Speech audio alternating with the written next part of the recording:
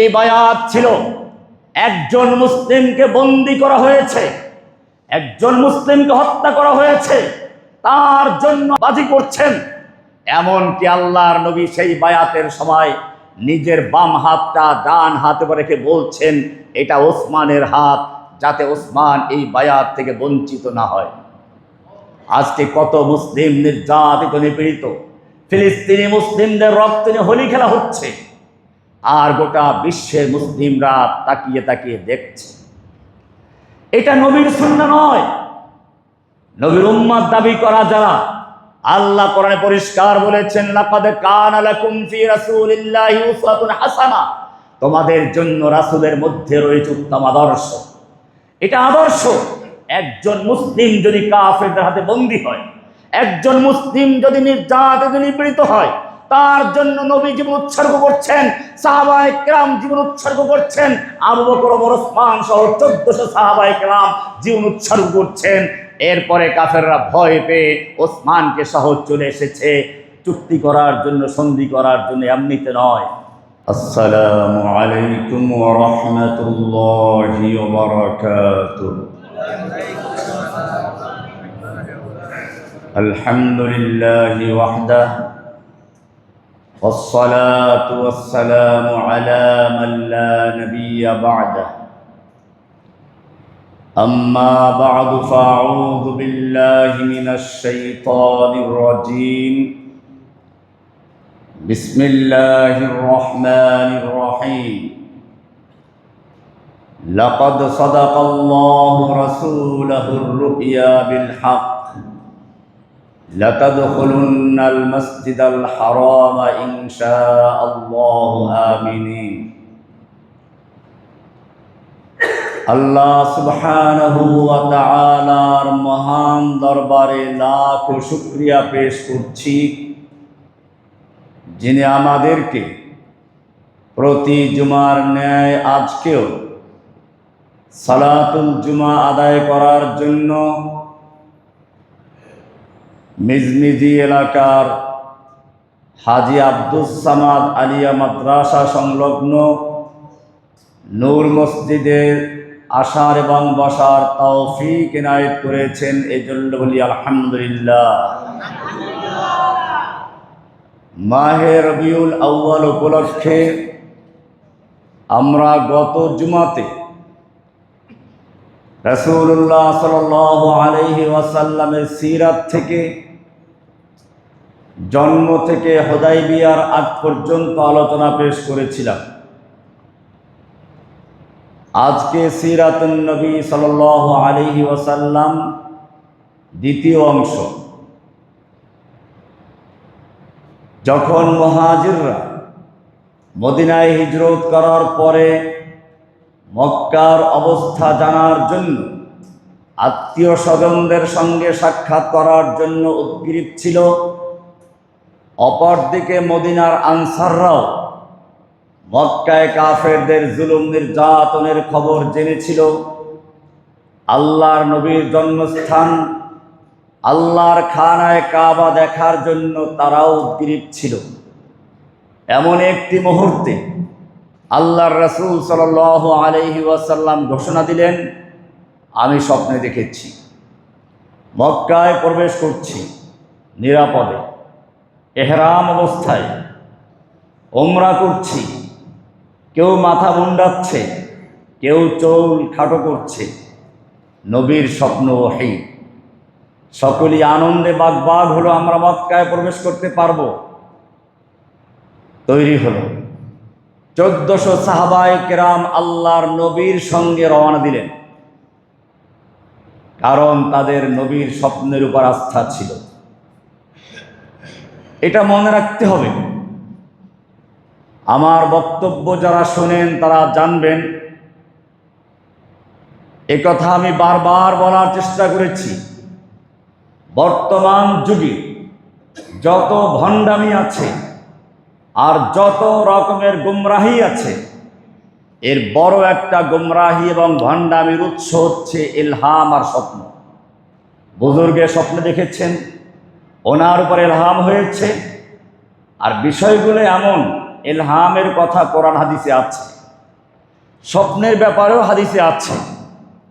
সেজন্য মনে রাখতে হবে, যেই কোনো স্বপ্ন, যেই কোনো ইলহাম আগে কোরআন সুন্নাহর সঙ্গে যাচাই করতে হবে। কোরআন এবং সুন্নাহর সঙ্গে, ইসলামী শরিয়ার সঙ্গে যেই স্বপ্ন আর যেই ইলহাম মিলে যাবে সেগুলো ব্যক্তি পর্যায়ে আমল করা সম্ভব, অন্যের জন্য নয়।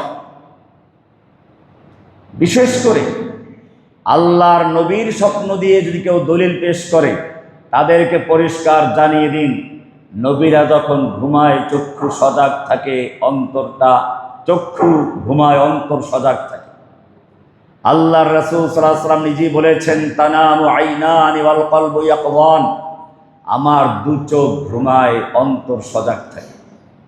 আল্লাহর নবীর ঘুমে সেজন্য ওযু ভঙ্গ হয় না। আর তুমি যার স্বপ্নকে দলিল ভাবছো, তার তো খালি ওযু ভঙ্গ হয় তা না, গোসলও ফরজ হয়। নবীর স্বপ্নে শয়তান ধারে কাছে আসতে পারে না। তুমি যেই বুজুর্গের স্বপ্ন দিয়ে দলিল পেশ করছো, তার কাছে শয়তান সুন্দরী নারী সুরত ধরে আসে এবং তার সাথে অপকর্ম করাইয়া শেষ পর্যন্ত গোসল ফরজ করাইয়া দেয়। সুতরাং মনে রাখতে হবে, যেই স্বপ্ন, যেই ঘুম ওযু ভঙ্গ হয় না, যেই ঘুম অন্তর সজাগ থাকে, চক্ষু ঘুমায়, সেই লোকের স্বপ্ন ওহী। আর যেই লোক ঘুমালে পরে শয়তান এসে নারীর সুরত ধরে তাকে গোসল ফরজ করায়, তার স্বপ্ন আর তার ইলহাম কোনদিন ওহী হতে পারে না, ওটা শয়তানের ওহী। এরপরেও আমরা বলবো, কোরআন সুন্নাহর সঙ্গে যদি মিলে যায়, সেটা ব্যক্তিগতভাবে আমল করতে পারবে, অন্যের জন্য নয়। আল্লাহর নবী স্বপ্ন দেখলেন, 1400 সাহাবায়ে কেরাম নবীর স্বপ্নের উপরে আস্থা রেখে রওনা করলেন উমরা করার জন্য। মক্কায় প্রবেশ করবেন, ইহরাম বেঁধে কোরবানির পশু সঙ্গে নিয়ে মদিনা মক্কার দিকে রওনা হলেন। হুদায়বিয়া পর্যন্ত যাওয়ার পরে বাধা আসলো, মক্কার লোকেরা ঢুকতে দিবে না। আল্লাহর রাসূল সাল্লাল্লাহু আলাইহি ওয়াসাল্লাম উসমানকে পাঠালেন, মক্কার লোকদেরকে বুঝাও, আমরা উমরা করতে এসেছি, হজ করতে এসেছি, আমরা যুদ্ধ করতে আসি নাই। আমাদের ইহরামের কাপড় পরা রয়েছে, যুদ্ধের পোশাক নয়। আমরা কোরবানির পশু সঙ্গে এনেছি, অস্ত্র সঙ্গে নয়। আমাদেরকে মক্কায় প্রবেশ করতে দাও। ওসমানকে পাঠানো হলো। ওসমানকে কেন? ওসমান মক্কায় জাহিলি যুগে জনপ্রিয় ছিলেন। এত জনপ্রিয় ছিল, আমাদের সমাজে যেমন মেয়ে লোকেরা বাচ্চাদেরকে ঘুম পড়াবার জন্য লৌরি দেয়, কবিতা পড়ে, ঠিক আরবের মেয়ে লোকেরা ওসমানকে দিয়ে লৌরি পড়াতো। উহিব্বুকা ওয়ার রহমান হুব্বা কুরাইশিন ওসমান, উহিব্বুকা ওয়ার রহমান হুব্বা কুরাইশিন ওসমান, আমার আদরের বাচ্চা, আমি তোমাকে সেরকম ভালোবাসি যেরকম কুরাইশরা ওসমানকে ভালোবাসে। ওসমানকে পাঠালেন। মক্কার লোকেরা চিন্তা করলেন, একটা মোক্ষম সুযোগ। মুহাম্মদ সাল্লাল্লাহু আলাইহি ওয়াসাল্লাম নিজে, তার সঙ্গে আনসার মুহাজির মিলিয়ে 1400 সাহাবায়ে কেরাম আমাদের বাড়ির পাশে।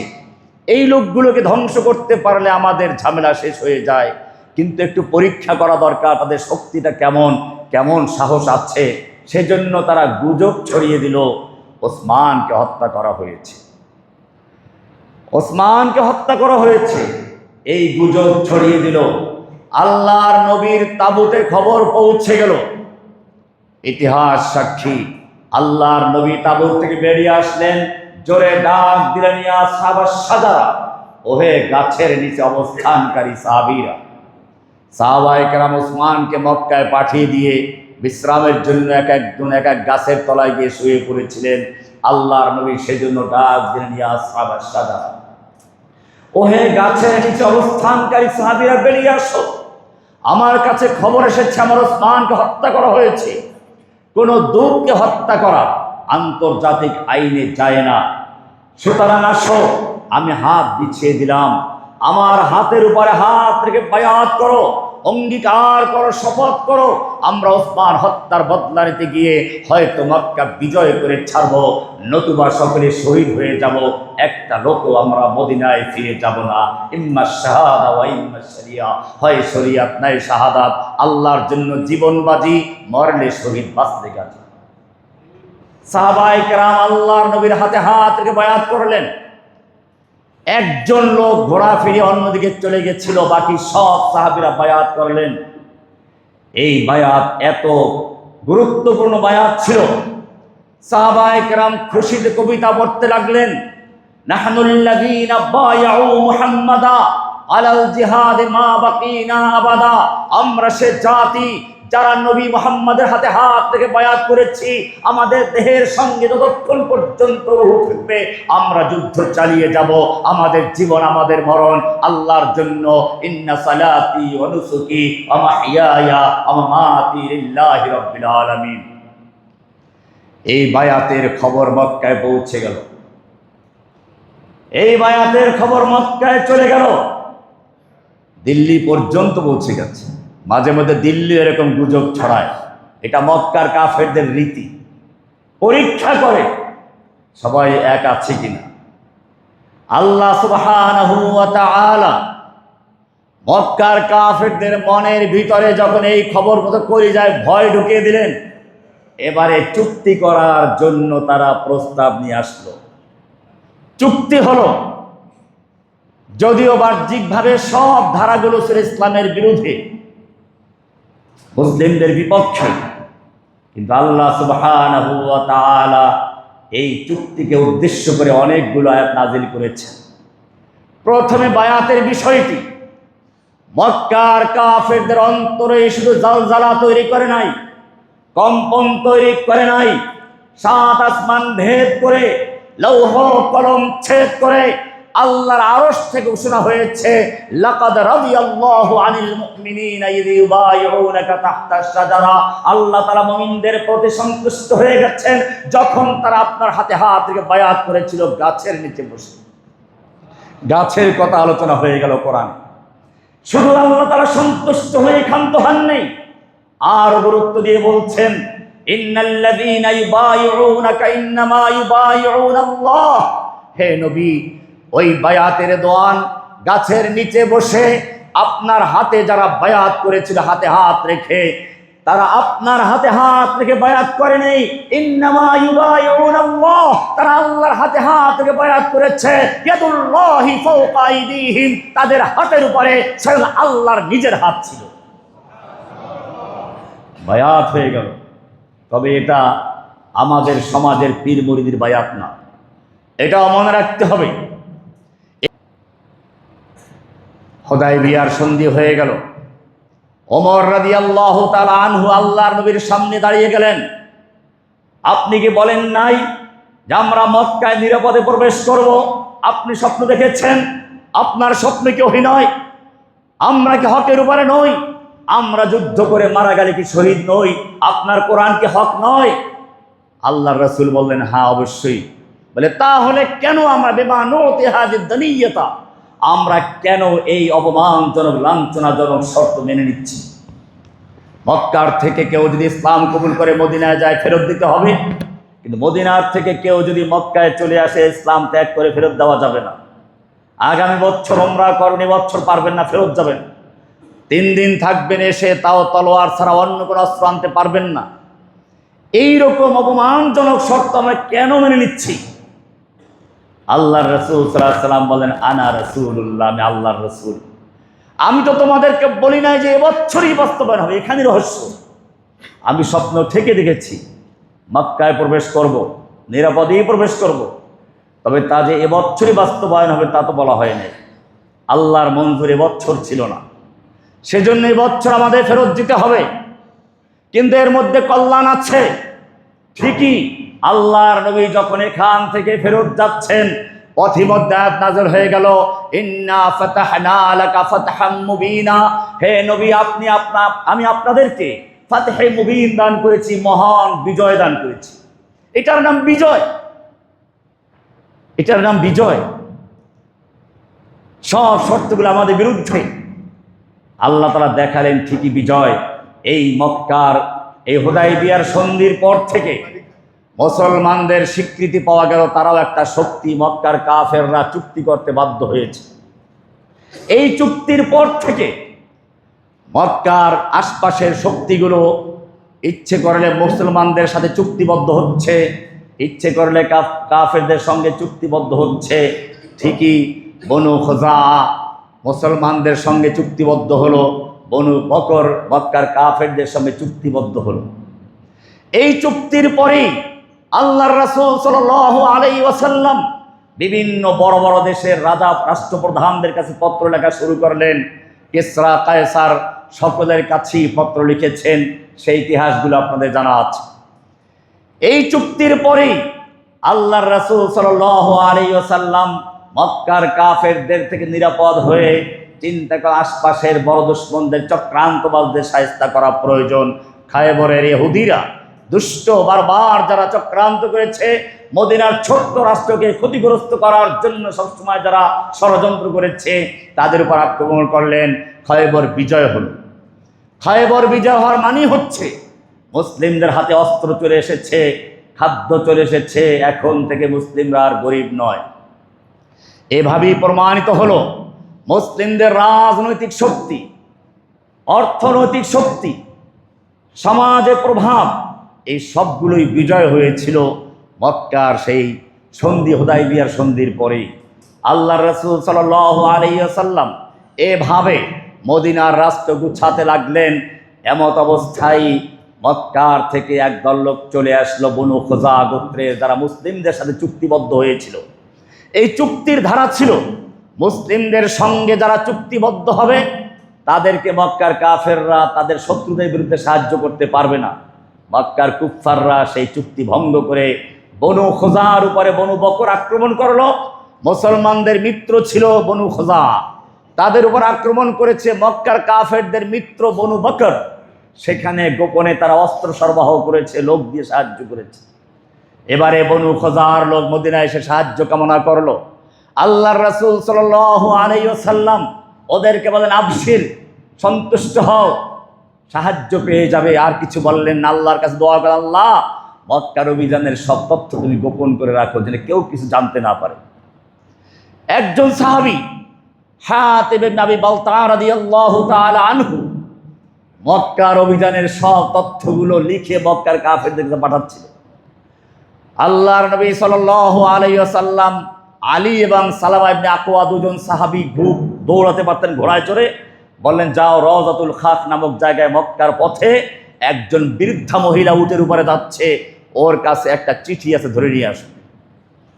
ঠিকই ওখানে গিয়ে দেখলেন এক মহিলা যাচ্ছে। আলী রাদিয়াল্লাহু তাআলা আনহুকে থামালেন, বলে, তোমার কাছে পত্র আছে? বলে, না, আমার কাছে কোনো পত্র নেই। আল্লাহর নবী বলেছেন, হয়তো পত্র দিবি, নইলে আমরা যেভাবে তল্লাশি করা দরকার তাই করব, যেহেতু নবীর কথা মিথ্যা নয়। বুড়ি শেষ পর্যন্ত চুলের খোপার ভিতর থেকে পত্র বের করে দেয়। ওনারা দ্রুত চিঠি নিয়ে মদিনায় চলে আসেন। আল্লাহর নবী সাহাবীদের নিয়ে বসে আছেন। সেই লোক, যে লোক এই পত্র লিখেছে, সেও বসা আছে। আল্লাহর নবী পত্র খুললেন, লেখা আছে, মিন হাতিব ইবনে আবি বালতাআ ইলা সানাদিদ কুরাইশ। হাতিব ইবনে আবি বালতার পক্ষ থেকে মক্কার নেতাদের প্রতি, কুরাইশের নেতাদের প্রতি, মুহাম্মদ সাল্লাল্লাহু আলাইহি ওয়াসাল্লাম অচিরেই মক্কা অভিযান চালাবেন এবং বিশাল সৈন্য নিয়ে তোমাদের আক্রমণ করবেন, এরকম সব তথ্য ফাঁস করে দেওয়া হলো। ওমর ইবনে খাত্তাব বসে আছেন, তরবারি দাঁড়িয়ে গেলেন, ইয়া রাসূলুল্লাহ দানি আদরিব উনুকা হাযাল মুনাফিক, আমাকে অনুমতি দিন, আমি মুনাফিকটার গর্দানটা উড়িয়ে দিই। আল্লাহর রাসূল সাল্লাল্লাহু আলাইহি ওয়াসাল্লাম বললেন, হাতেব, কি খবর বলো। আর ওমরকে বললেন, দেখো, তুমি কি জানো না সে বদরি সাহাবী, সে একজন বদরি সাহাবী। লাআল্লাল্লাহ ইত্তালা আলা আহলি বদর, আল্লাহ তাআলা বদরি সাহাবীদের দিকে উকি মেরেছেন আর বলেছেন, ইমালু মা শিতুম কদ গফারতু লাকুম, তোমরা যা ইচ্ছা তাই করো, আমি তোমাদের ক্ষমা করে দিলাম।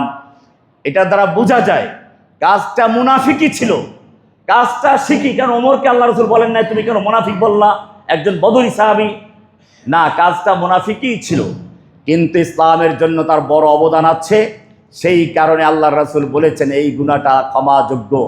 তিনি ওজর পেশ করলেন যে আমি মুনাফিক না, আমি আল্লাহর কসম নবীকে বিজয় আল্লাহ দান করবেন সে বিশ্বাস আমার আছে, কিন্তু মদিনার তো সবাই যারা আসছেন তাদের পরিবারের লোকজন আছে, আমি বিদেশি, আমার লোকজন ওখানে আত্মীয় স্বজন আছে, কিন্তু তাদের দেখার কেউ নেই। সেজন্য চাইলাম যে আমার এই চিঠির কারণে মক্কার লোকেরা আমার স্ত্রী সন্তানদেরকে একটু ভালো নজরে দেখবে। যাই হোক, এটা তার একটা ওজর ছিল। এভাবে আল্লাহ সুবহানাহু ওয়া তাআলা আল্লাহর রাসূলের দোয়া কবুল করলেন যেন মক্কা অভিযানের কোনো রকমের তথ্য মক্কায় না পৌঁছে। আল্লাহর নবী সাল্লাল্লাহু আলাইহি ওয়াসাল্লাম 10,000 সাহাবায়ে কেরামদের নিয়ে রাতের বেলায় মক্কার পাশে অবস্থান নিলেন। সিফা সালাত হুকুম জারি করলেন বাথরুম কম তৈরি করবে, আর প্রত্যেক গোত্রের লোকেরা আলাদা আলাদা চুলা জ্বালাবে, রুটি আলাদা বানাবে, পাক শাক আলাদা করো। কেন? আল্লাহর নবী সাল্লাল্লাহু আলাইহি ওয়াসাল্লাম রণাঙ্গনের মহাকৌশলী, তিনি বুঝলেন, জানতেন এই লোকেরা দূরের থেকে আগুন দেখে অনুমান করবে কতটা চুলা জ্বলছে, এক এক চুলায় কতজনের পাক হলে কতজন লোক হবে, চুলা দেখে হিসাব করবে। এরপরে গোয়েন্দা পাঠাবে ভোর রাতে, কারণ ভোর রাতে পায়খানায় সবাইকে যেতে হয়, কেউ এমন নাই বাদ নেই, সকলকে যেতে হবে। ওরা বাথরুমের সামনে লাইন তালাশ করে এক এক বাথরুমে কতজন আছে। ঠিকই বাতি দেখে দ্বিতীয়টা পর্যন্ত আসতে হয় নাই, আল্লাহর নবীর কৌশল কাজে লেগেছে। মক্কার নেতারা দেখতে পেল হাজার হাজার বাতি জ্বলছে, আগুন জ্বলছে, আর বুঝতে বাকি নেই, তারা বলে উঠল মুহাম্মাদুন ওয়াল খামিস, নিশ্চয়ই মুহাম্মদ সাল্লাল্লাহু আলাইহি ওয়াসাল্লাম তার পূর্ণ বাহিনী নিয়ে আগমন করেছেন, এখন আর রক্ষা নেই। আবু সুফিয়ান মক্কার নেতা, সে নিজে চলে আসলো পরিস্থিতি অবজার্ভ করার জন্য। এবারে আব্বাস রাদিয়াল্লাহু তাআলা আনহু, তার এক সময়ের বন্ধু, মক্কার আরেক নেতা, রাসূলের চাচা, তার সঙ্গে দেখা হয়ে গেল। আব্বাসের সঙ্গে আলোচনা হচ্ছে, এর মধ্যে ওমর ইবনে খাত্তাব রাদিয়াল্লাহু তাআলা টের পেলেন এই তো সে আল্লাহর দুশমন, মক্কার কাফেরদের নেতা আবু সুফিয়ান, যার নেতৃত্বে উহুদ যুদ্ধ হয়েছে, যার নেতৃত্বে খন্দকের যুদ্ধ হয়েছে, ওকে ছাড়া যায় না, তলোয়ার নিয়ে গর্দান উড়িয়ে দিবেন। আব্বাস বললেন তাড়াতাড়ি দৌড় দাও। কোন দিকে দৌড় দেবো? মক্কার দিকে। না না, মেরে ফেলবে, নবীর সামনে যাও। নবীর সামনে গিয়ে হাজির। ওমর ইবনে খাত্তাব গিয়ে হাজির, বললেন ইয়া রাসূলুল্লাহ, আমাকে অনুমতি দিন, কারণ নবীর সামনে গেলে পরে তো আর মারা যায় না। আল্লাহর রাসূল সাল্লাল্লাহু আলাইহি ওয়াসাল্লাম বললেন আবু সুফিয়ান, এখনো কি সময় হয় নাই? আবু সুফিয়ান তখনও বলছিল যে আমার একটু দেখার বিষয় আছে। আব্বাস বললেন যে সময় নেই, হয়তো ইসলাম কবুল করো, নতুবা ওমর ইবনে খাত্তাবের তলোয়ার তোমার জীবন কেড়ে নেবে। আবু সুফিয়ান ইসলাম কবুল করলো। আল্লাহর নবী সাল্লাল্লাহু আলাইহি ওয়াসাল্লাম দেখলেন বিষয়টা একটু চাপের মতো হয়ে গেল। লা ইকরাহা ফিদ্দীন, ইসলাম কবুল করাবার ক্ষেত্রে ইসলাম কাউকে চাপ সৃষ্টি করে না, এটা বুঝতে হবে। ইসলাম গ্রহণ করার জন্য কখনোই চাপ দিয়ে কাউকে ইসলাম কবুল করানো হয় নাই। আল্লাহর রাসূল সাল্লাল্লাহু আলাইহি ওয়াসাল্লাম সেজন্য বললেন আবু সুফিয়ান দাঁড়াও। সাহাবায়ে কেরামদের গ্রুপ এখন ভোর রাত হয়ে গেছে, তৈরি হচ্ছে, মক্কায় প্রবেশ করবেন। তাকে দাঁড় করাইয়া সাহাবীদের শান শওকত দেখাচ্ছেন। এবারে এক একজন আনসার কমান্ডার কবিতা গাচ্ছে আর বলছে খল্লু বনিল কুফফারি আন সাবিলি আল ইয়াওমা নাদরিবুল হামা আন মাকিলিহি, ওই কাফেরের সন্তানেরা আজকে আমাদের রাস্তা খুলে দে, আজকে যে প্রতিবন্ধক হয়ে দাঁড়াবি তার মাথাতে গর্দানটা উড়ে যাবে। কাফেরের বাটারা, আজকে দেখার দিন কে কার মায়ের দুধ পান করেছে। এইরকম কবিতা পড়ছেন আর মক্কার দিকে এগিয়ে যাচ্ছেন।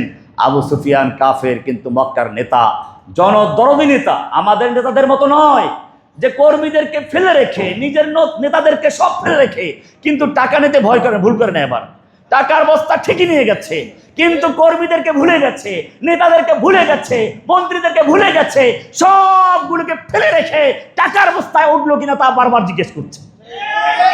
মক্কার নেতা এরকম না, আবু সুফিয়ান কাফের।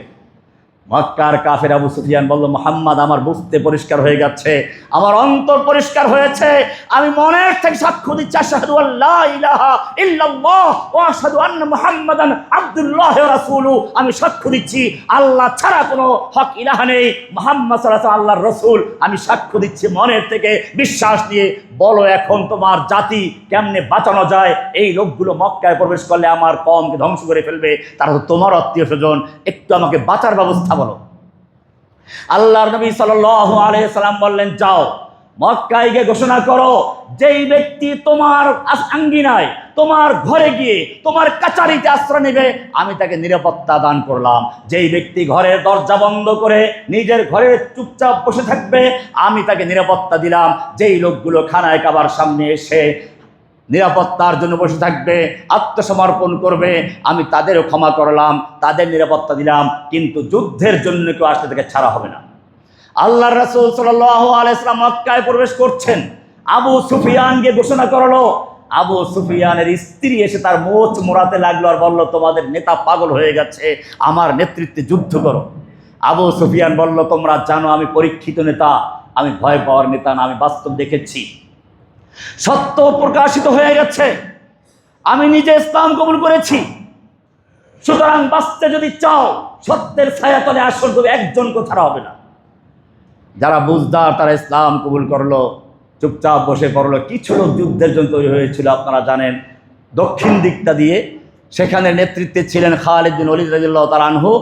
তার নেতৃত্বে কিছু যুদ্ধ হলো, সেখানে কয়েকজন সাহাবী মারা গেল আর কিছু কাফের মারা গেল। বাকি আল্লাহর রাসূল মক্কায় নিরাপদে প্রবেশ করছে। আল্লাহর রাসূল সাল্লাল্লাহু আলাইহি ওয়াসাল্লাম মক্কায় প্রবেশ করে দেখলেন খানায়ে কাবার সামনে সব হাজির হয়ে আছে। এই লোকগুলোই তারা যারা নবীকে হত্যার জন্য চক্রান্ত করেছিল, ঘেরাও করেছিল। এই লোকগুলোই তারা যারা সুমাইয়া রাদিয়াল্লাহু তাআলা আনহাকে লজ্জাস্থানে আঘাত করে হত্যা করেছিল। এই লোকগুলোই তারা যারা বেলাল রাদিয়াল্লাহু তাআলা আনহুকে উত্তপ্ত বালুর উপরে শুয়ে রেখে পাথর চাপা দিয়ে রেখেছিল। এই লোকগুলোই তারা যারা আম্মার ইবনে ইয়াসিরকে পানির ভিতরে চুবিয়ে হত্যা করার চক্রান্ত করেছিল, যারা আম্মারের পিতা, যারা আম্মারকে হত্যা করেছিল, এরকম বিভিন্ন সাহাবায়ে কেরামদের নির্যাতন করেছিল, আল্লাহর নবীর মাথার উপরে উটের নাড়িভুড়ি চাপিয়ে দিচ্ছিল। এবারে আল্লাহর রাসূল সাল্লাল্লাহু আলাইহি ওয়াসাল্লাম জিজ্ঞেস করছেন, ও মক্কার নেতারা, ওহে মক্কার লোকেরা, আজকে তোমরা আমার থেকে কেমন ব্যবহার আশা করছো? আল্লাহর রাসূল সাল্লাল্লাহু আলাইহি ওয়াসাল্লাম যখন এই কথা বললেন, তাদের মনের ভিতরে সাহস আসলো, মুখে একটু পানি আসলো, কলিজা শুকিয়ে গেছিল। কারণ একটা চোখের ইশারায়, একটা আঙ্গুলের ইশারায় 10,000 তরবারি উন্মুক্ত হয়ে যাবে, গর্দানগুলো দ্বিখণ্ডিত হয়ে যাবে। কিন্তু না, তিনি আমাদের জিজ্ঞেস করছেন কি ব্যবহার আশা করছো? এবারে তারা বলল, হ্যাঁ, আমরা আজকে একজন উত্তম ভ্রাতা থেকে, উত্তম চাচা থেকে যা আশা করা যায় সেই ব্যবহারই কামনা করছি। আল্লাহর রাসূল সাল্লাল্লাহু আলাইহি ওয়াসাল্লাম বললেন, শোনো, আজকে আমি সে কথাই বলবো যে কথা আমার ভাই ইউসুফ আলাইহিস সালাম তার ভাইদের উদ্দেশ্যে বলেছিলেন। আজকে আমি তোমাদের সে কথাই বলবো যে কথা আমার পূর্বের নবীগণ বলেছেন, লা তাসরিবা আলাইকুমুল ইয়াউম, আজকে তোমাদের বিরুদ্ধে আমার কোনো ক্ষোভ নেই, কোনো প্রতিশোধ নেওয়ার ইচ্ছা নেই। ইযহাবু আনতুমুত তুলাকা, যাও, আমি তোমাদের সকলকে সাধারণ ক্ষমা ঘোষণা করছি। এটার নাম হচ্ছে নেতা, এটা আদর্শ। লাকাদ কানা লাকুম ফি রাসূলিল্লাহি উসওয়াতুন হাসানাহ, তোমাদের জন্য রাসূলের মধ্যে রয়েছে উত্তম আদর্শ। দুশমনকে যখন হাতের মুঠোর ভিতরে পাওয়া যায়, প্রতিশোধ নেওয়ার জন্য কোনো আর প্রতিবন্ধক নেই, সেই সময় দুশমনের ক্ষমা করে দেওয়া, এটাই হচ্ছে মহান নবীর এক আদর্শ, মহান আদর্শ, আল্লাহ যাকে আদর্শ রূপে প্রেরণ করেছে। তবে হ্যাঁ, এখানে মনে রাখতে হবে, আল্লাহর রাসূল সাল্লাল্লাহু আলাইহি ওয়াসাল্লাম এই সাধারণ ক্ষমার সময়ও 13 থেকে 14 জন লোককে নাম ধরে বললেন এদের হত্যা করা হবে, এদের কোনো ক্ষমা নেই। কারণ হচ্ছে যারা অত্যাচার জুলুমের সীমা অতিক্রম করে তাদের যদি ক্ষমা করা হয়, মাজলুমদের উপরে জুলুম করা হয়। আপনারা দেখেছেন জুলাই আগস্টে যেই সকল পুলিশ নেচে নেচে ছাত্রদের বুকে গুলি করেছে, যেই সকল পুলিশ ছাত্রদের চোখ নষ্ট করে দিয়েছে, যেই সকল পুলিশ ছাত্রদের হাত পা কেটে ফেলেছে, যেই সকল পুলিশ পঙ্গু করে দিয়েছে, সেই পুলিশকে ক্ষমা করা মানে হচ্ছে মুসলিমদের সাথে বেয়াদবি করা। এই জন্য মনে রাখবেন, বিদায় হজের ভাষণে আল্লাহ রাসূল ভুল করেন নাই। এরকম জঘন্য অপরাধী যারা, তারা যাতে পার পেয়ে না যায়, মাজলুমদের যেন কান্না থেমে থাকে, কিছুটা হলেও প্রশান্তি লাভ করে, এই জন্য আল্লাহ রাব্বুল আলামিন পৃথিবীতে জালিমদের জন্য ইতিহাস রচনা করেছেন। আপনারা দেখেছেন সারা বিশ্বের মানুষ এখন জেগে উঠেছে। আপনারা দেখেছেন নেপালে কি হয়েছে। এটাই হচ্ছে বাস্তবতা। আল্লাহ সুবহানাহু ওয়া তাআলা মানুষকে ঢিল দেন। কোরআন বলছে, ওয়া তিলকাল আইয়ামু নুদাবিলুহা বাইনান নাস, আমি মানুষের মধ্যে ক্ষমতার পালা বদল ঘটিয়ে থাকি। ক্ষমতার মালিক যে আল্লাহ, এটা প্রমাণ করার জন্য এটা করে থাকেন। কারণ জালিমরা যদি চিরস্থায়ী ক্ষমতার মালিক হয়ে যায় আল্লাহকে ভুলে যাবে। আল্লাহ বলছেন কুলিল্লাহুম্মা মালিকাল মুলক তুতিল মুলকা মান তাশাউ, আল্লাহ তুমি যাকে ইচ্ছা ক্ষমতা দান করো, ওয়া তানজিউল মুলকা মিম্মান তাশাউ, আর যার থেকে যে ক্ষমতা ছিনিয়ে নাও শেষ পর্যন্ত হেলিকপ্টারের রশি ধরে ঝুলতে দিতে পালাতে হয়, নর্দমায় গিয়ে ডুবে মরে, আগুনে পুড়িয়ে মারা হয়েছে। আমরা যদিও আগুনে পুড়ে হত্যা করাকে সমর্থন করি না, কারণ হাদিসে বলা হয়েছে লা ইউআযযিবু বিন-নারি ইল্লা রাব্বুন নার, আগুন দ্বারা শাস্তি দেওয়ার অধিকার রাখেন আগুনের মালিক। আগুন দিয়ে শাস্তি দেওয়ার অধিকার কে রাখেন? আগুনের যিনি মালিক। যাই হোক, এটা হচ্ছে আল্লাহর দেওয়া শিক্ষা।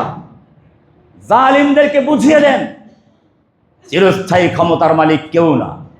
আল্লাহর রাসূল সাল্লাল্লাহু আলাইহি ওয়াসাল্লাম যুদ্ধের পরে গিয়ে এখনো মাথার হেলমেট খোলেন নাই, যুদ্ধের পোশাক এখনো খোলেন নাই।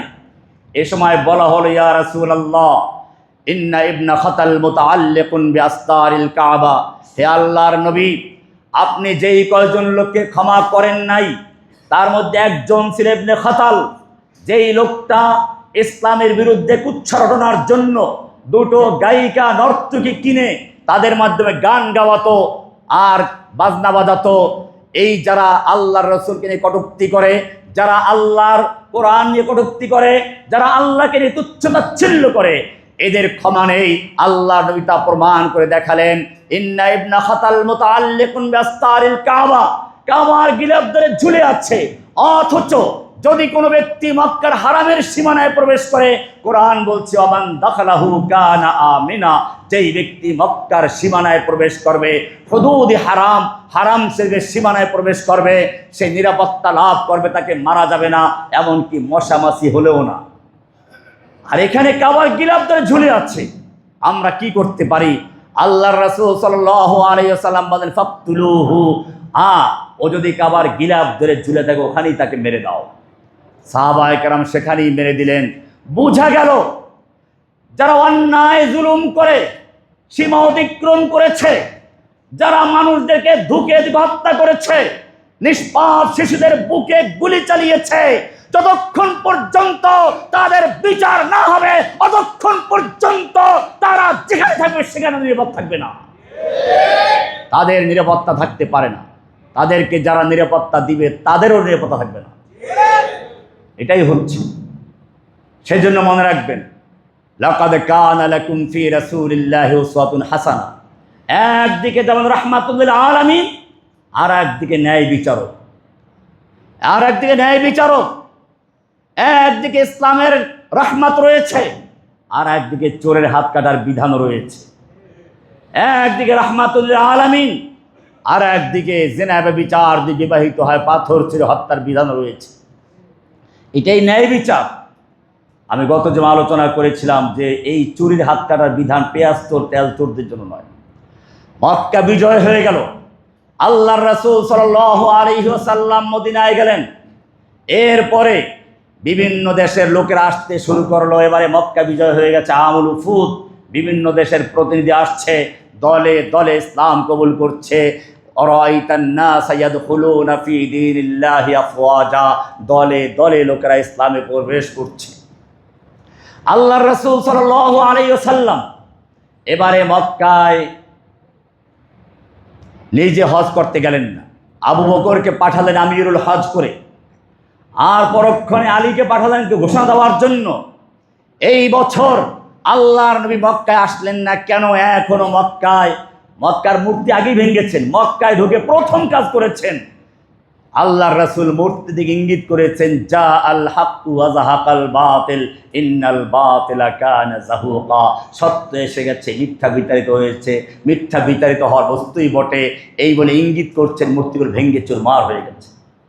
এটাই বলেছিলাম, আল্লাহর নবী মক্কাতে ইচ্ছে করলে, যখন শুরুতে তার সঙ্গে হামজার মতো বীর পুরুষ ছিলেন, যখন ওমরের মতো লৌহ মানব ছিলেন, তখন ইচ্ছে করলে রাতে অন্ধকারে কতগুলো মূর্তি ভাঙতে পারতেন, কিন্তু সেদিন মূর্তি ভাঙেন নাই। কেন ভাঙেন নাই? সেই সময় মূর্তি ভাঙলে ওরা আবার তৈরি করত, আগের চেয়ে মজবুত করে করত।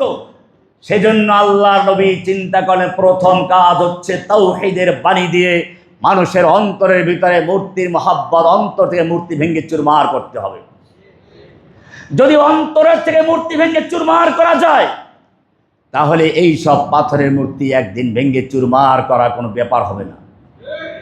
যেমনটা বাংলাদেশেও হয়েছে।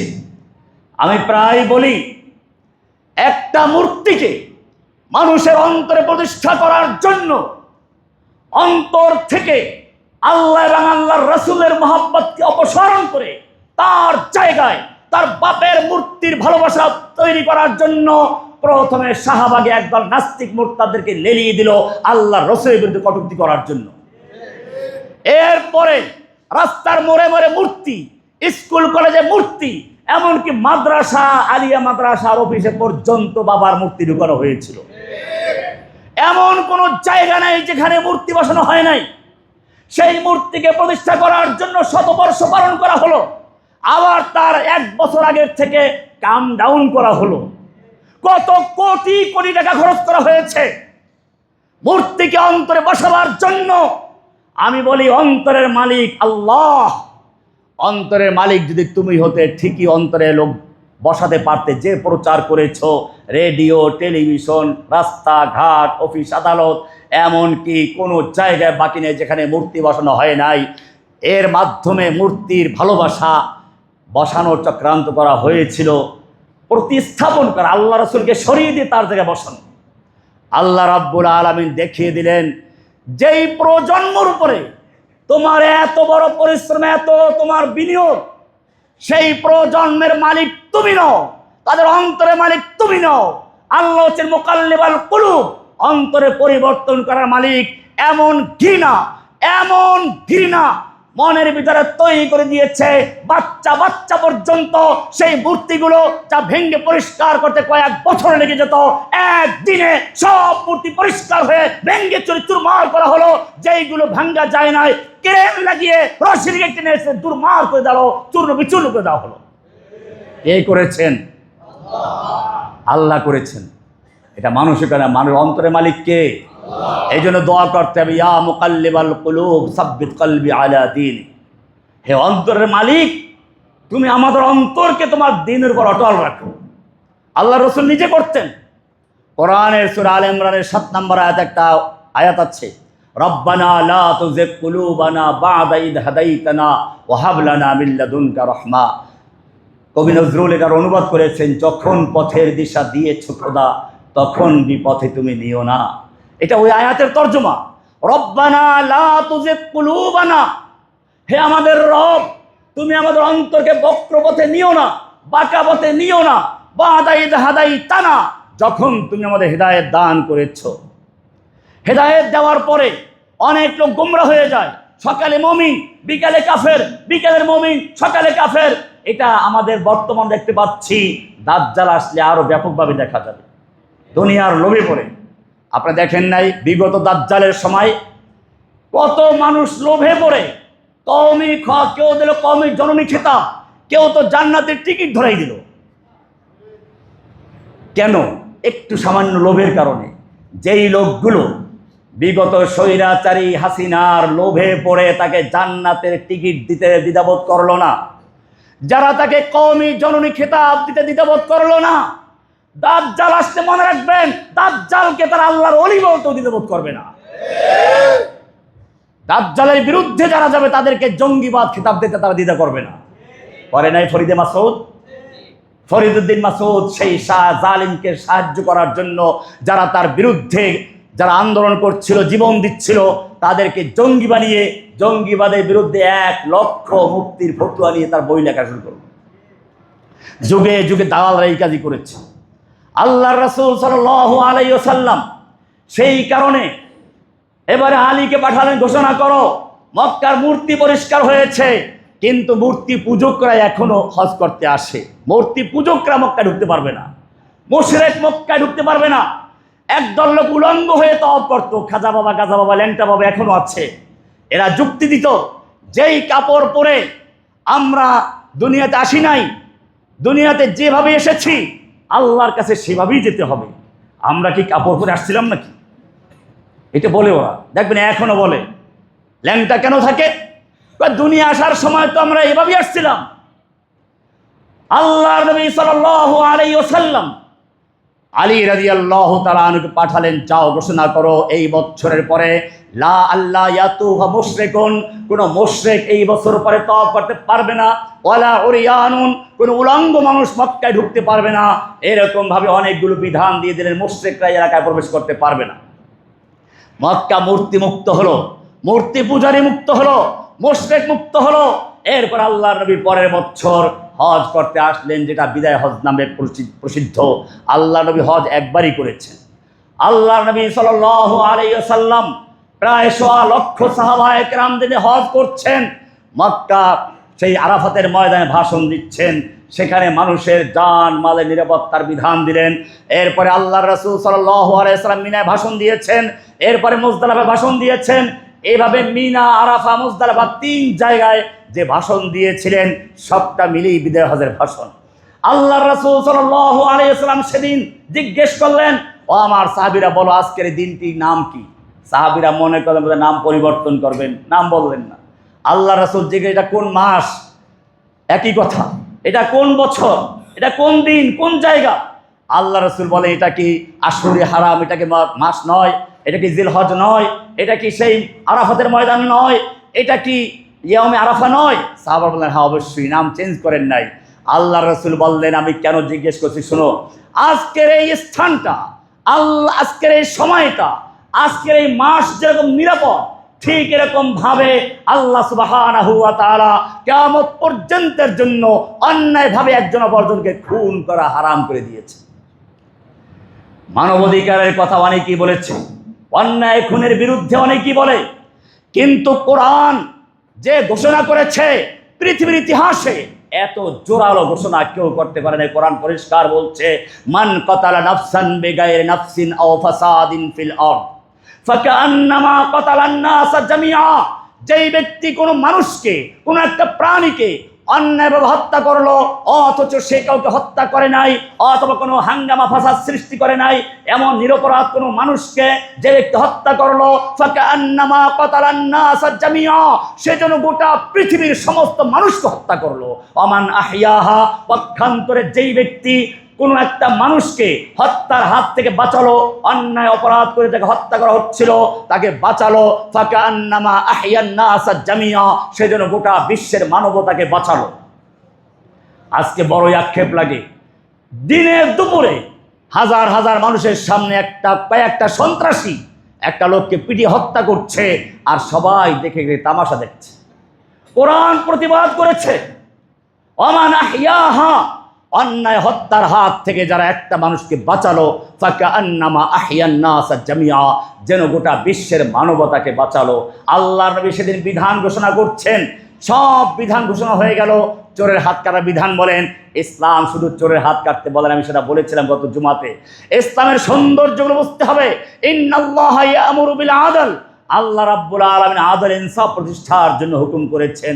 আল্লাহ সুবহানাহু ওয়া তাআলা বলেছেন, ইন্নাল্লাহা ইয়ামুরুকুম আন তুআদ্দুল আমানাতি ইলা আহলিহা। সুতরাং ইসলামের সৌন্দর্য হচ্ছে ব্যক্তি জীবনে, পারিবারিক জীবনে, সামাজিক জীবনে, রাষ্ট্রীয় জীবনে, আন্তর্জাতিক জীবনে, সকল ক্ষেত্রে ইসলাম এমন এক সৌন্দর্য দিয়েছে। বিবাহের মাধ্যমে একটা পারিবারিক বন্ধন দিয়েছে ইসলাম, কারণ যাতে করে বৃদ্ধ অবস্থায় একটা মহিলা অসহায় হয়ে না পারে। আজকে যারা মানবতার সবক শিখায়, তাদের দুনিয়ায় গিয়ে দেখেন বিয়ের আগে 4-5টা বাচ্চা হয়ে যায়, তারপরে তাকে ছেড়ে আরেকটা বিয়ে করে বা অন্য সাথে সম্পর্ক স্থাপন করে, আগের মহিলাটা কোথায় চলে কেউ খোঁজও রাখে না। ইসলাম বলে প্রথম দিকে লিতাসকুনু ইলাইহা, স্ত্রীর কাছে প্রশান্তি লাভ করো। এরপরে যখন বুড়ি হয়ে যায় তখন তার সেই যৌবনের ভালোবাসা থাকে না।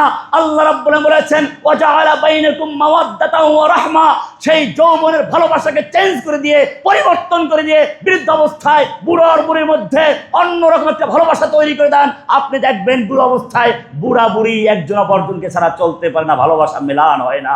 আল্লাহ কোরআনে বলে দিয়েছেন, ওয়া জাআলা বাইনাকুম মাওয়াদ্দাতাও ওয়া রাহমা, এটা সেই যৌবনের ভালোবাসা না, এটা মাওয়াদ্দা এবং রাহমা, যেটা অন্যরকম একটা ভালোবাসা তৈরি করে দিয়েছেন, শ্রদ্ধা, ভালোবাসার ভালোবাসা।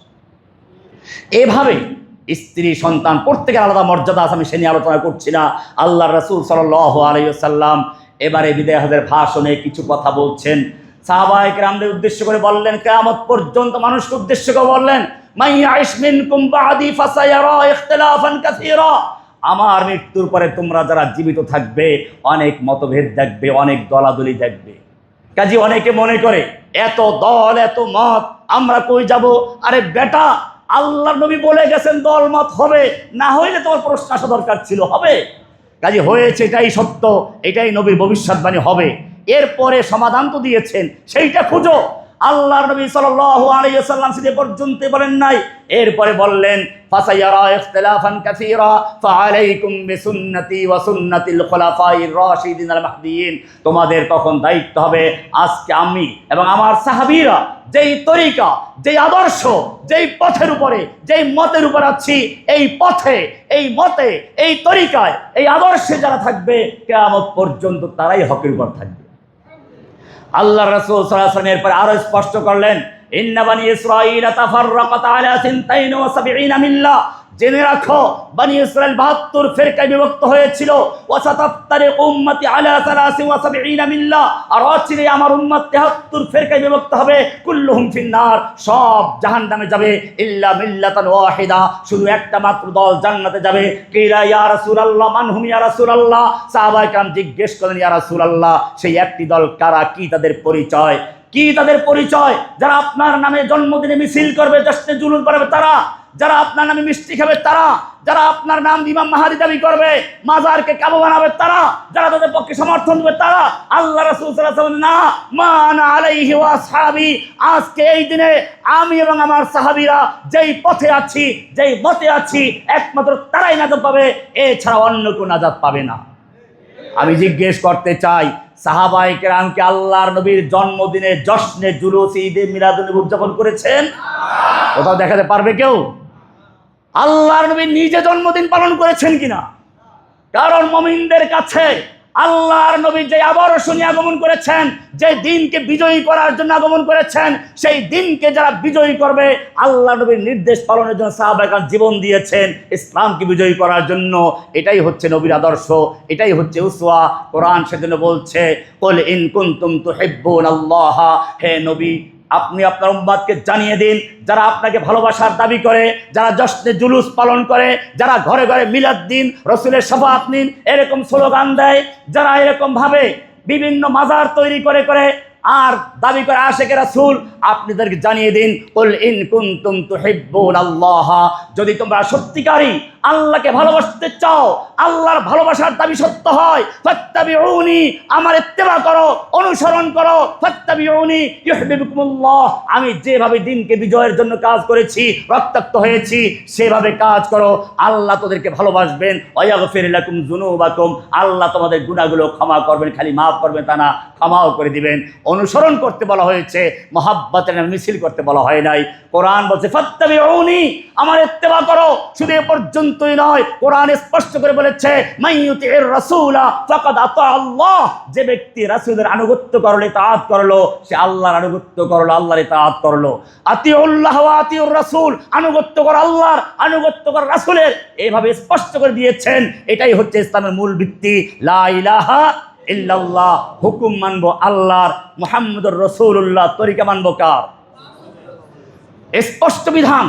আমরা আকিমুস সালাত বলে সালাত কায়েমের নির্দেশ দিয়েছেন কে? আল্লাহ। এবারে সালাত কয় রাকাত পড়ব, কিভাবে পড়ব, সেই তরিকা শিক্ষা দিয়েছেন কে?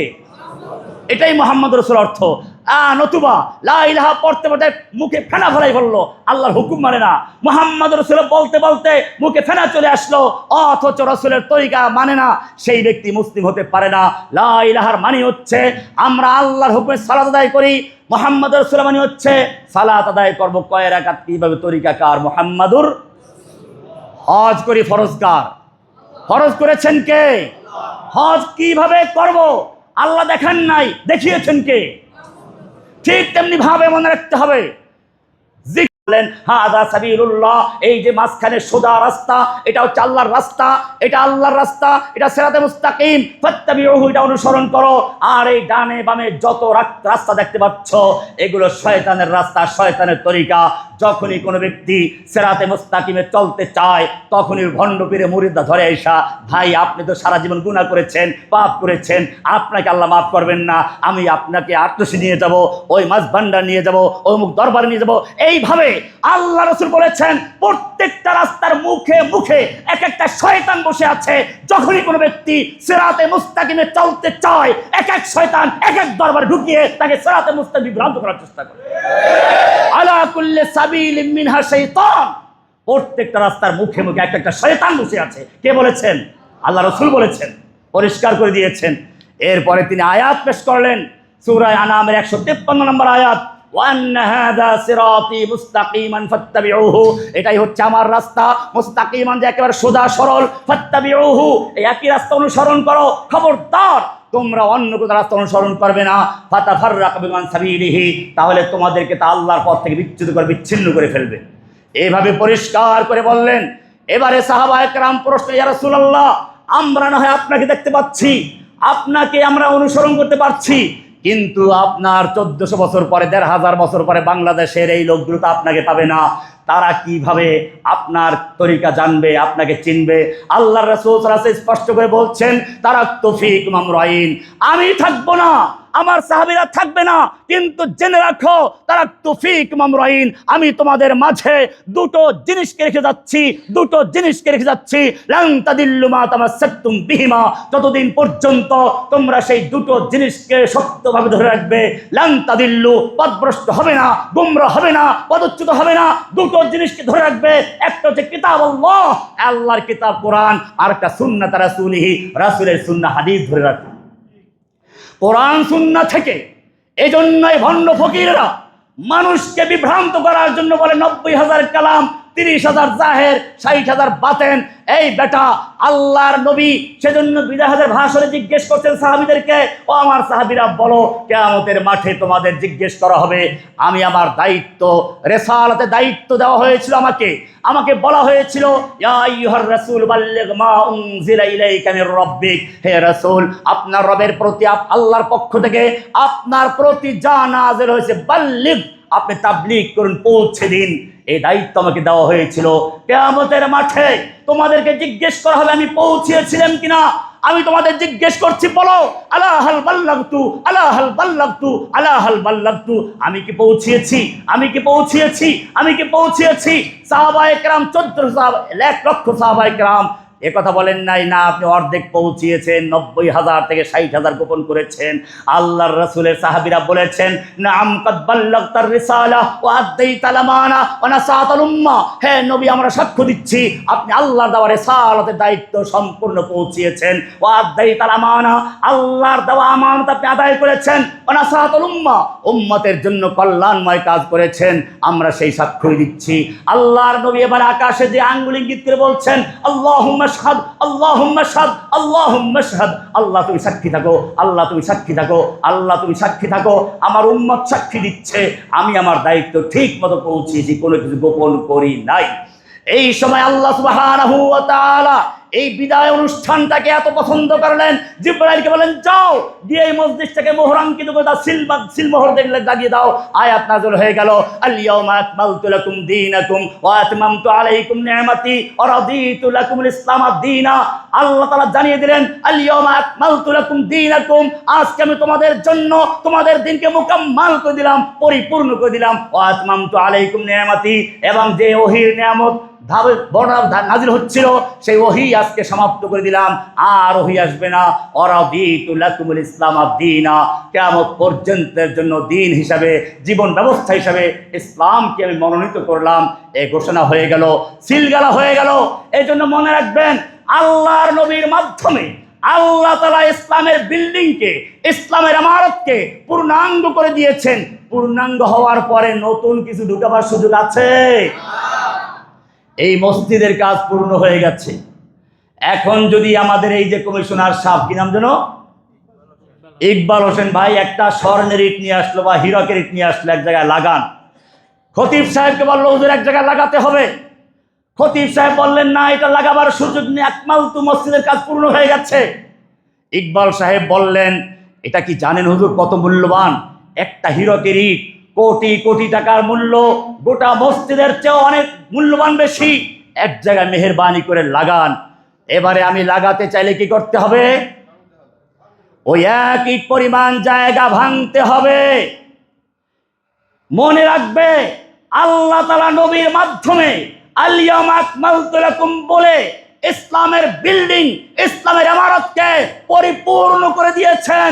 এখন যদি কোনো বিদআতি, কোনো মুফতি, কোনো মুহাদ্দিস, কোনো পীর, কোনো দাজ্জাল এসে ইসলামে কোনো কিছু প্রবেশ করতে চায়, বুঝতে হবে রাসূলের মাধ্যমে যে ইসলাম পূর্ণ হয়েছিল সেই ইসলামকে ভেঙে দিয়ে ছাড়া কোনো কিছু ঢোকানো সম্ভব।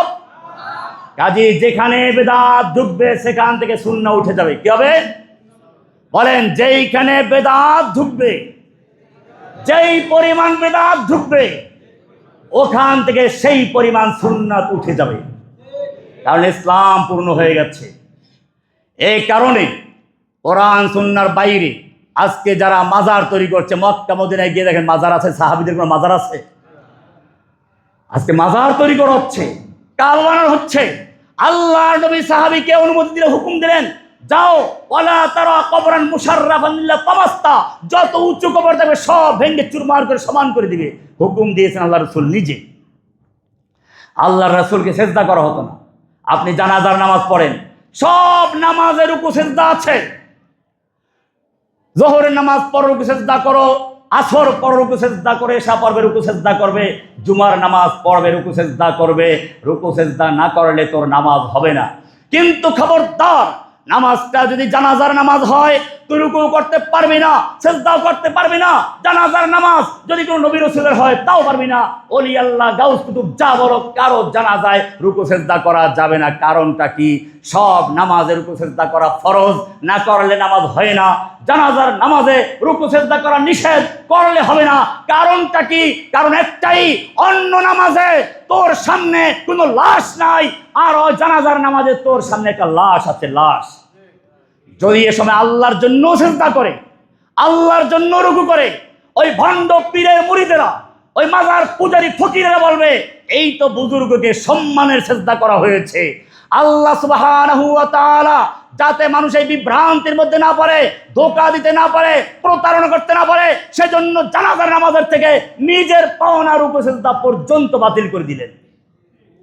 কি সুন্দর সবাই ছিল। লাশটা যখন সামনে, একেবারে বুজুর্গ সামনে, তখন সিজদা করা গেল না। এরপরে লাশটা যখন কবরে চলে গেল, মাটির নিচে চলে গেল, বাঁশ আসলো, হোগলা আসলো, মাটি আসলো, এরপরে তোমার আড়ালে চলে গেল, এরপরে তোমাকে কোন বিবেক সিজদা করার জন্য পারমিশন দিল? আল্লাহর নবীকে সাহাবায়ে কেরাম বলছে, ইয়া রাসূলুল্লাহ, রোম পারস্যের বাদশারা দুনিয়াদার বাদশাহ, তাদেরকে তাদের অনুসারীরা সিজদা করে, আপনি উভয় জগতের বাদশাহ, আপনাকে কি আমরা সিজদা করব না? আল্লাহ রাসূল বললেন, লাউ কুনতু আমরান লিআহাদিন আন ইয়াসজুদা, আমি যদি আল্লাহ ছাড়া কাউকে সিজদা করার জন্য অনুমতি দিতাম, মেয়ে লোকদেরকে বলতাম তারা যেন তাদের স্বামীদেরকে সিজদা করে, কিন্তু আল্লাহ ছাড়া কারোর জন্য সিজদা করার কোনো বিধান নেই। ইসলামী শরীয়তে কাউকে সিজদা করা যাবে না। সম্মানের সিজদাও নয়, ইবাদতের সিজদাও নয়। কোরআন পরিষ্কার করে বলে দিয়েছে, আমিন আয়াতিহিল লাইলু ওয়ান নাহারু ওয়াশ শামসু ওয়াল কামার, চন্দ্র, সূর্য, গ্রহ, নক্ষত্র, দিন রাত সবগুলো আল্লাহ নিদর্শন। সেই আল্লাহ বলছেন, লা তাসজুদু লিশ-শামসি ওয়ালা লিল কামার, খবরদার তোমরা চন্দ্র সূর্যকে সিজদা করো না, তোমরা গ্রহ নক্ষত্রকে সিজদা করবে না, কোন সৃষ্টিকে সিজদা করবে না। ওয়াসজুদু লিল্লাহিল্লাযী খালাকাহুন্না, সিজদা করবে শুধুমাত্র কেবলমাত্র তাকে যিনি সব কিছুকে সৃষ্টি করেছেন। কেবলমাত্র স্রষ্টাকে সিজদা করবে, কোনো সৃষ্টিকে নয়। কোরআনের মূল নীতি চলে এসেছে। এরপরে যদি কোনো ব্যক্তি বলে পীরের পায়ে সিজদা করা যাবে, মাজারে সিজদা করা যাবে, এরপরে বলে বুঝতে হবে সে ইহুদি হতে পারে, খ্রিস্টান হতে পারে, সে মুশরিক মুনাফিক হতে পারে, সে মুসলমান হতে পারে না, সে নবীর উম্মত হতে পারে না, সে আশিকে রাসূল হতে পারে না। সেজন্য মনে রাখতে হবে কোরআন সুন্নাহ মোতাবেক চলতে হবে। লা ইলাহা ইল্লাল্লাহ, লা ইলাহার মানে হুকুম মানবো কার?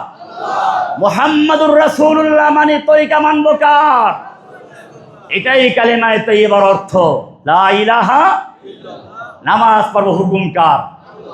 কয় রাকাত পড়বো, কিভাবে পড়বো, তরিকা কার? রোজা রাখবো, হুকুম কার? কখন থেকে কিভাবে রাখবো, তরিকা কার? হজ করবো, হুকুম কার? কিভাবে করবো, তরিকা কার? ঠিক তেমনি ভাবে জিকির করবো, হুকুম কার? তরিকা মানবো কার? পরিষ্কার হয়ে গেছে? লা ইলাহা মুহাম্মাদুর কিতাবুল্লাহ সুন্নাত রাসূল, আল্লাহর কোরআন মানবো, রাসূলের সুন্নাহ মানবো। ঠিক আছে ইনশাআল্লাহ। আল্লাহ সুবহানাহু ওয়া তাআলা রাসূলের জীবনী থেকে যতটুকু আলোচনা করলাম, আমাকে আপনাকে সকলকে আমল করার তৌফিক দান করুন, আমিন।